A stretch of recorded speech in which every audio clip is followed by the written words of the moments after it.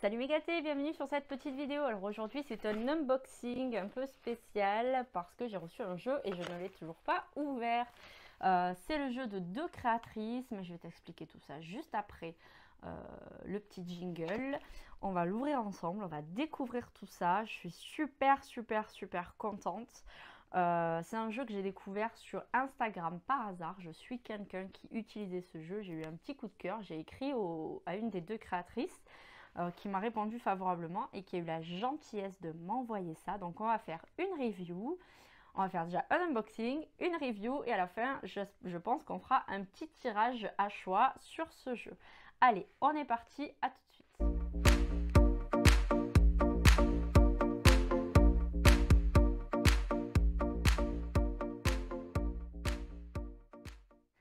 Allez, on est parti, on va déballer ça ensemble. Donc on va descotcher, attention pour le bruit.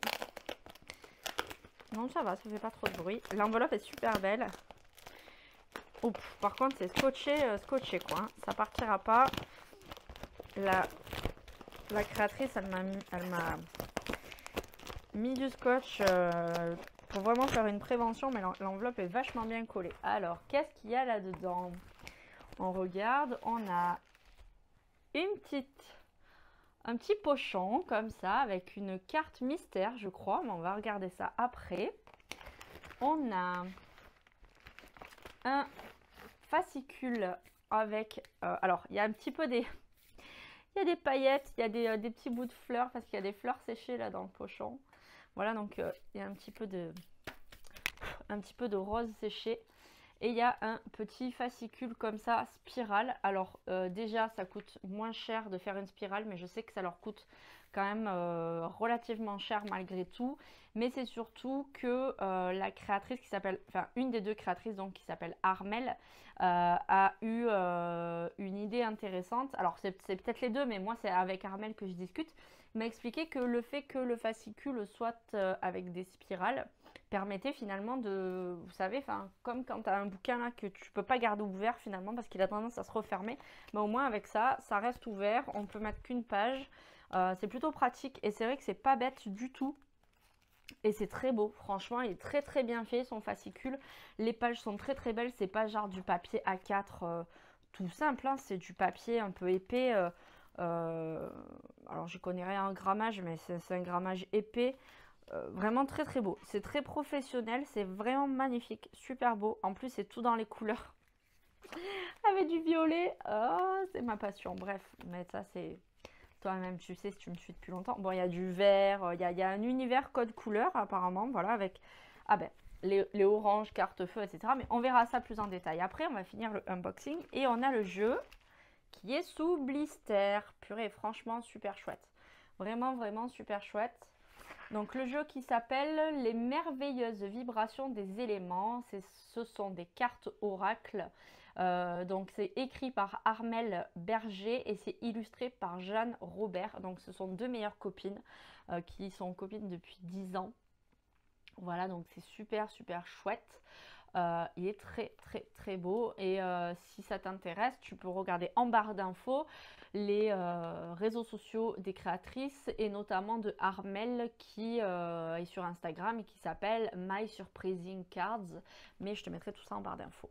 Voilà, alors est-ce qu'il y a autre chose? Non, il n'y a rien d'autre. On va pouvoir poser le petit emballage et on va pouvoir regarder ça. Par contre, j'ai un petit souci, c'est que je n'ai pas de couteau pour enlever le blister, donc je reviens. Se dérouler donc en 6 modules puisqu'on a les 6 éléments: la terre, l'eau, l'air, le feu, l'espace et l'esprit. Alors on est parti, donc dans la partie de la terre, on a la carte numéro 1 qui s'appelle les branches protectrices, la 2 qui s'appelle le chêne de la sérénité, la 3 la graine du mérite, la 4 la jungle des priorités, la 5, les montagnes de l'affirmation. La 6, les racines de l'équilibre. La 7, la végétation luxuriante. Et voilà, on a 7 premières cartes pour la Terre. On passe maintenant aux éléments eau avec les cartes bleu foncé. Nous avons donc la 8 avec l'abysse de l'exploration. La 9 avec les bulles de l'élévation. la 10 avec le lac de la clairvoyance, la 11 avec la pluie des défis, la 12 avec la source de l'authenticité, la 13 avec le torrent des émotions, la 14 avec la vague du changement, et voilà. Ensuite, on passe ensuite aux éléments R. La 15, la brise de l'espérance. La 16, l'effluve de l'intuition. La 17, les nuages de la transition. La 18, l'oxygène de l'évasion. La 19, le souffle de la paix. La 20, la tempête de clarté. La 21, le voile du secret. Et nous avons terminé avec les cartes R. Nous passons maintenant à l'élément feu avec le 22, les braises du dernier espoir. La 23 avec les cendres du renouveau. La 24 avec l'étincelle de l'émerveillement. La 25 avec l'explosion de la guérison.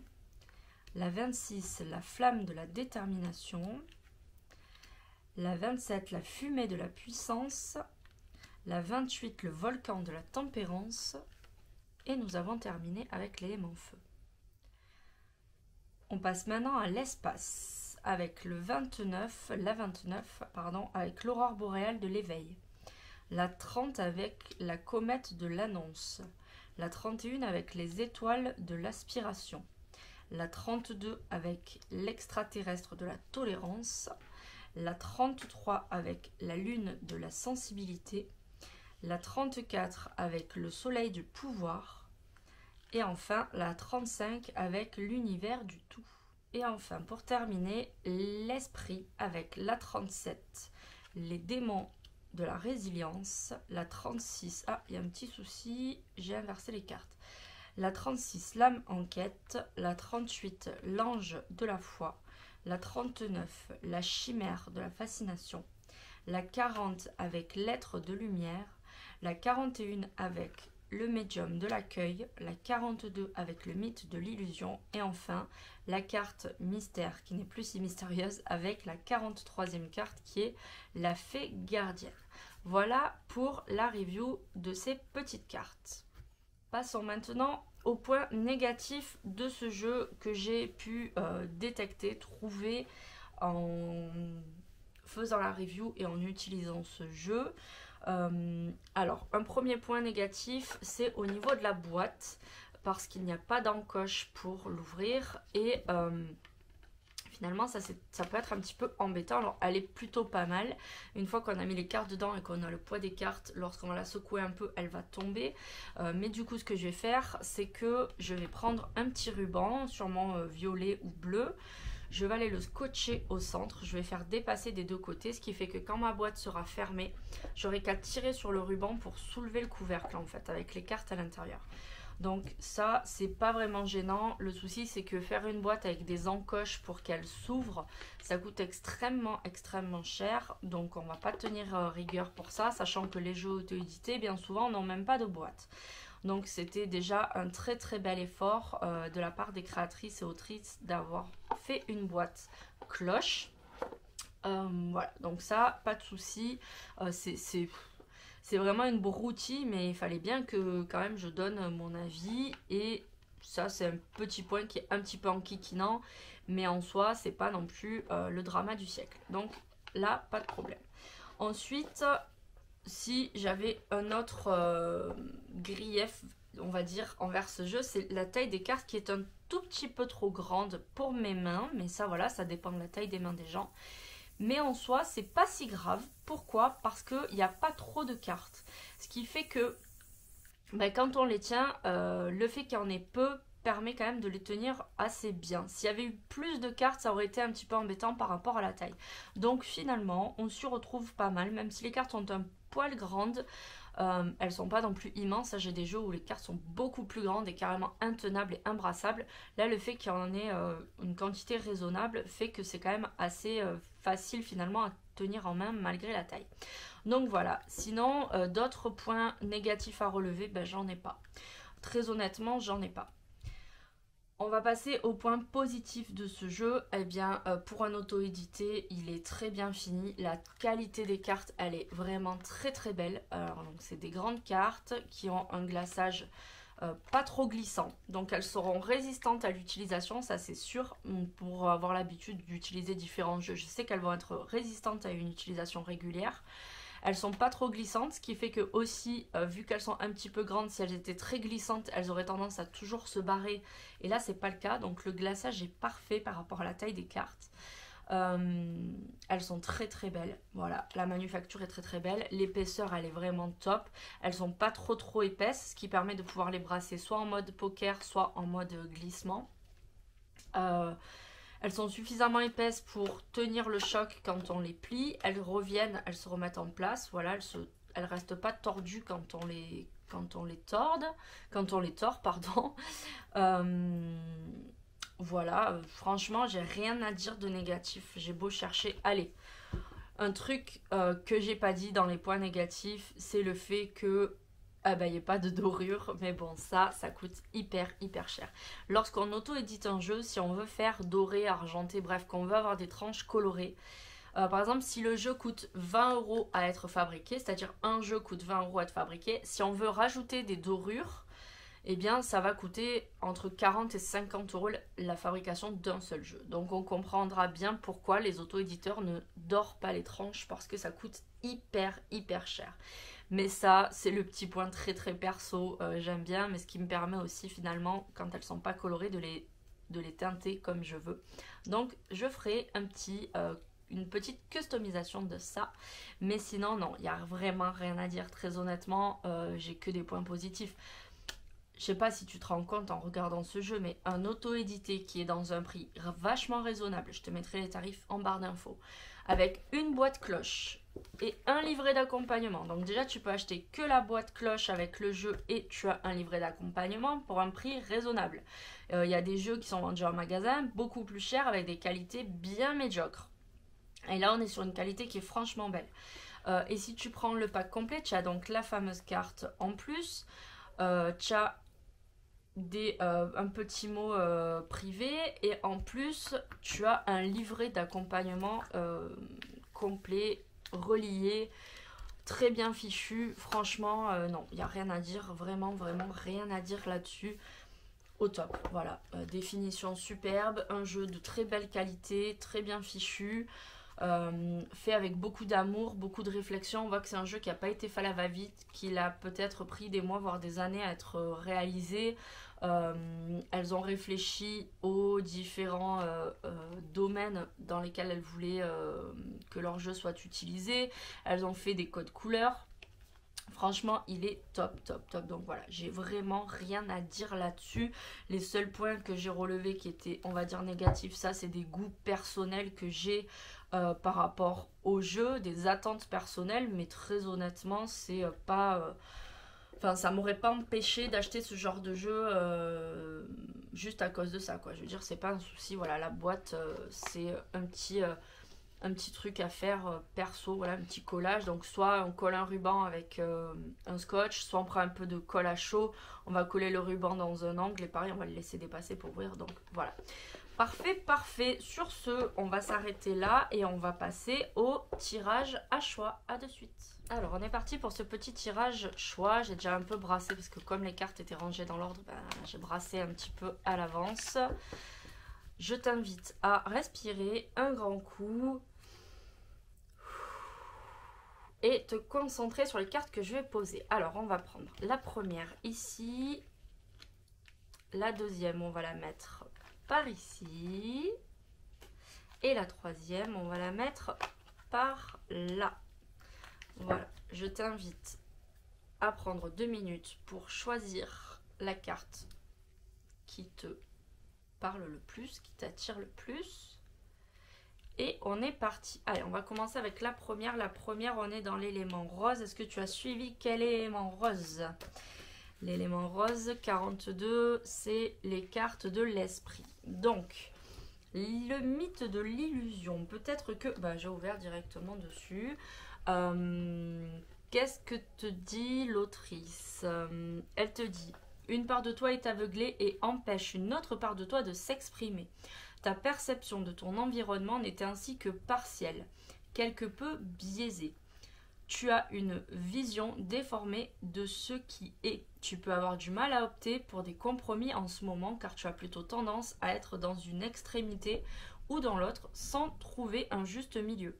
Cela génère des déséquilibres dans plusieurs domaines de ta vie et te met dans des situations bancales qu'il va falloir rectifier par la suite. Ta vision étant faussée, il y a des informations que tu ne perçois pas. L'ignorance de certains paramètres pourtant essentiels est la cause et le désagrément que tu expérimentes actuellement. Tu ériges toi-même tes propres barrières qui t'empêchent d'avancer comme tu le souhaiterais et de comprendre ce qui t'entoure pour effectuer les choix les mieux adaptés. Donc en gros, eh bien, il va falloir que tu prennes du recul et que tu essaies d'avoir un œil un peu plus lucide sur ta situation de façon à pouvoir t'extirper de cette situation un peu compliquée qui t'empêche finalement de voir la réalité telle qu'elle est. Voilà. Ensuite, si tu as choisi la troisième carte, on a ici la carte 14, la vague du changement. Donc là, on est sur l'élément eau, si je ne dis pas de bêtises. Qu'est-ce que nous apprend l'élément R avec...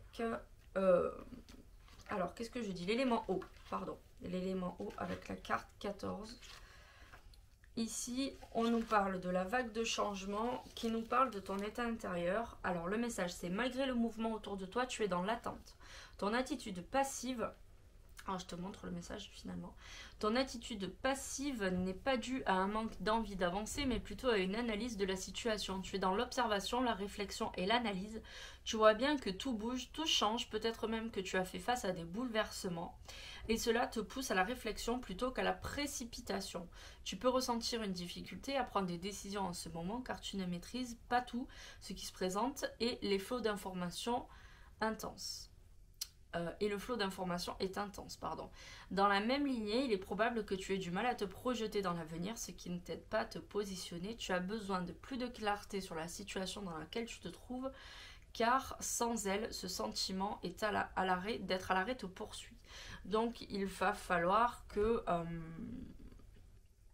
tu prennes aussi du recul, comme pour la carte numéro 1, que tu prennes du recul et que tu essaies de ne pas te laisser submerger par cette vague. Finalement, il vaut mieux essayer de surfer et voir où elle t'emmène plutôt que de te laisser submerger par cette vague. Donc un peu de recul, un peu de distance.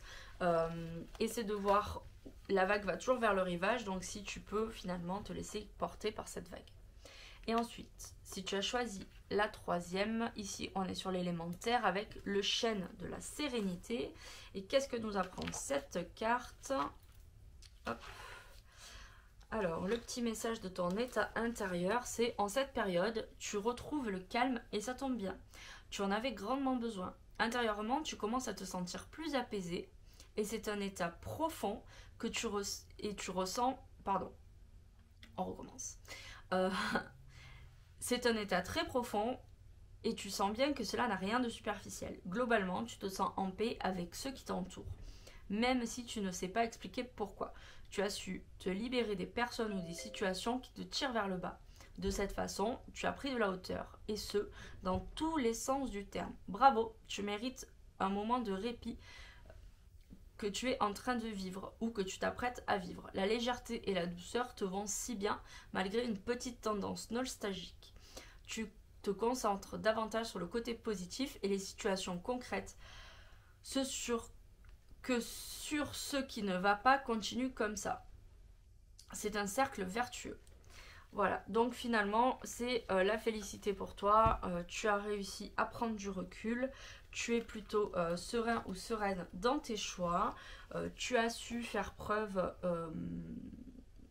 finalement de discernement et pardonner à ceux à qui tu devais pardonner de façon à pouvoir te pardonner aussi à toi-même et faire des choix les plus judicieux possibles. Cette vidéo t'aura plu, que ce jeu surtout t'aura plu parce qu'il mérite vraiment d'atterrir entre tes petites mains de cartomancien, que tu sois débutant ou plus aguerri, parce qu'il est vraiment super chouette.